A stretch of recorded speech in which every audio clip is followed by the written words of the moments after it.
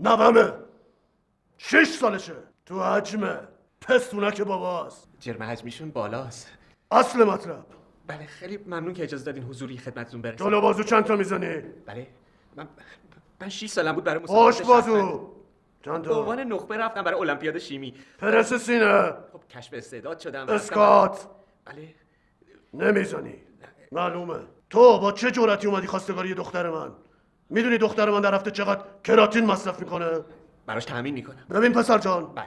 ما عادت داریم تو عروسیمون آمپول سوما میریزیم تو سینی بین مهمونا دور میچرخونیم. قابل بدونین ما میچرخونیم. پدر خدا بیامرزم یه شب بیدار شد دید یه ذره از حجمش کم شده.